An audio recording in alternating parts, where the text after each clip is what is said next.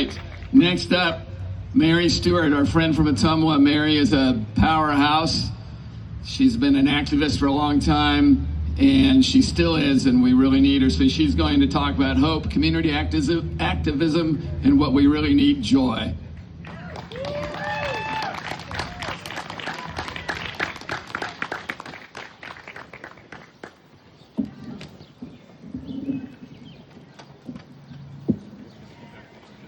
Right up on it? Okay. Thank you. Thank you for asking me to speak today. It's really a pleasure to be here. I am here from Wapello County, along with my cohort of friends from Wapello County as well. I've had a lot of different titles over the years, but I think the thing I'm most proud of, especially over the last 8 to 10 years, is that of community activist. It takes all of us, and it takes all of us all the time to try to make a change in what we see as horribly wrong.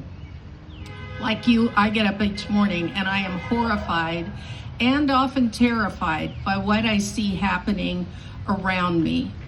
I hear a lot of people, they say they cannot believe this is what's happening, and that they never thought things would be this bad.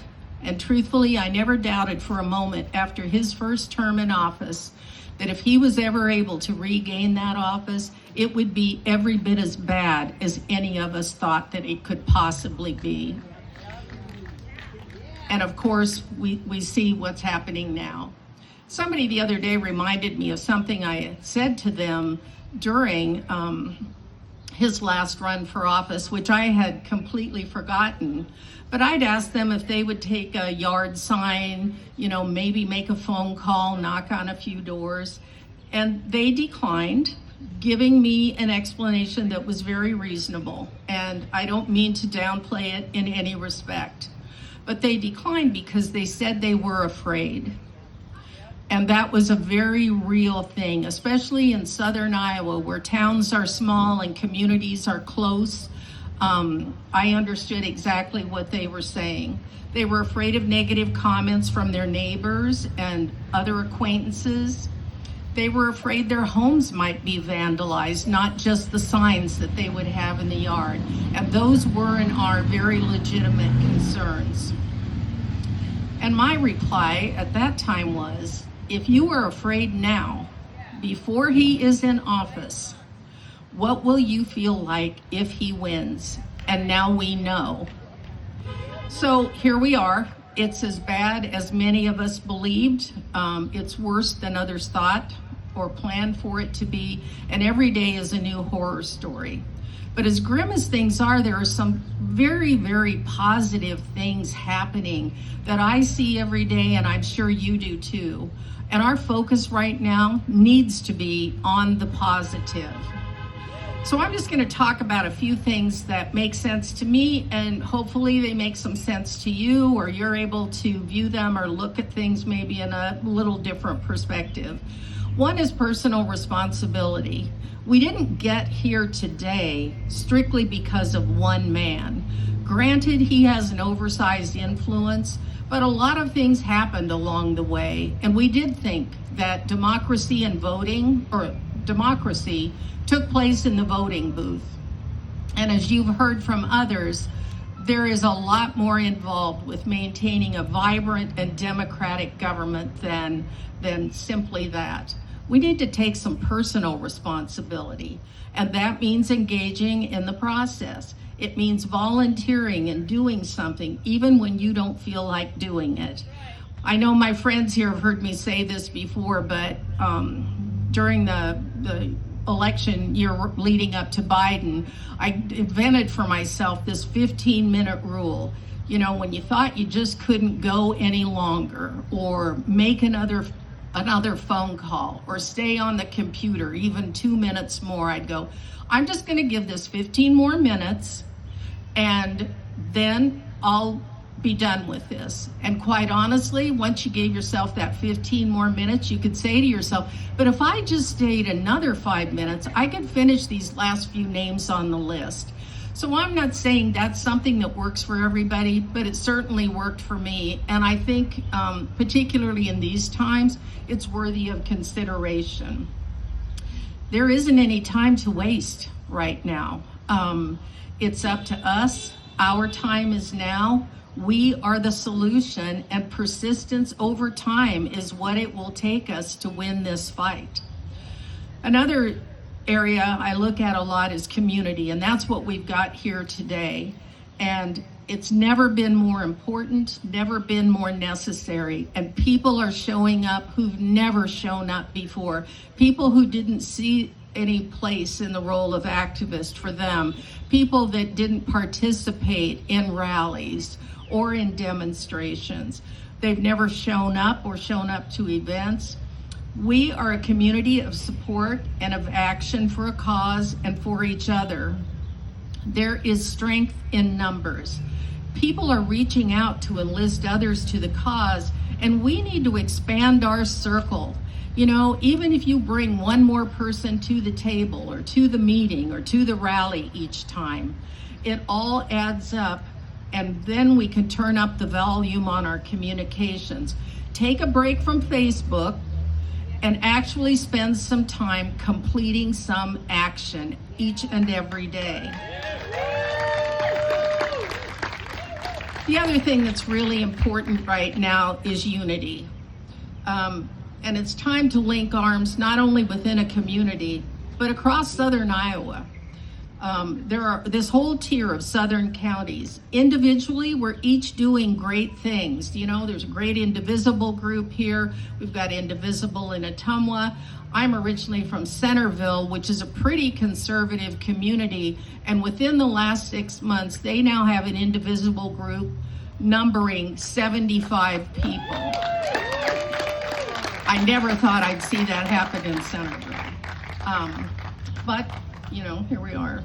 So individually, we're all doing these great things, but when we're together, our voices become louder, the message becomes clearer, and our presence is expanded through having greater numbers. Our messaging needs to be unified. Our message doesn't need to be clever or catchy. It needs to be consistent over time. Ignore the distractions, keep our eye on the goal. I always taught my sons that nobody ever won a race by looking over their shoulder. Have the vision of where you want to go out in front of you and head toward that. My dad, who wasn't a very sophisticated guy, but had a lot of good common sense farm boy training, he always said to me, when I'm out going down the road, I'm not looking out the windshield, or I'm not looking in the rear view mirror. I'm looking through the windshield. That would be my advice to you as well. Just some other little things that I do that other people don't have to, but I would ask you to at least consider this. After he won the first time, I don't say his name. I never say his name out loud. I'm not going to give him more presence in a group or in a community than he takes for himself.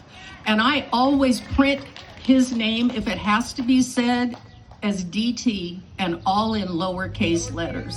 I'm not giving him an inch. Every time we use his name, we amplify his message, not ours. And I remember an old rule of politics used to be, you don't use your opponent's name because you're giving them free publicity every time you do it. I also think it's worth noting that we should not adopt his vocabulary. There is no such thing as Doge. There is a renegade group of people who've been allowed to steal our information and been given some authority, but they, in fact, do not exist. That is a whatever. They in no way resemble an organization that would benefit you or me. And there is no big, beautiful bill. There is a budget reconciliation bill that will kill people and will starve people of food and of educational opportunities and medical care and will end their civil liberties and their freedoms. And it's on us not to let that happen.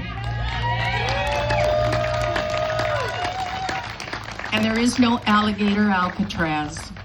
There are deportation/concentration camps, and we need to speak about that, say that for what it really is. And I also believe that Donald Trump is one man, and it's okay to talk about what Donald Trump has done and is doing to this nation, but never forget for a moment that that is a movement, a well-planned and well-initiated movement. So it's not just about him. It's about the people who are standing behind him and the people who are giving him the latitude to do what he's done. The Chuck Grassley's, the Joni Ernst, and all the rest of those people. They need to be held responsible. And truthfully, some of these demonstrations should take place in their front yards. Every time we use their terms, we sink deeper into their world. We have to maintain our vision and our reality of what the country is, where people are cherished for whatever they are and for whatever they bring to the table, where empathy and compassion, tempered with fairness and reason, are still the bedrock values of this nation that we hold firm. Mine is just one voice, but every time I show up somewhere, I feel more empowered by being there. And every time I look out and I see faces like yours, I know that I am not alone, and I feel supported, part of a community fighting for a cause. And your presence does that for other people as well. So keep up the fight, keep up the work. Thank you very much.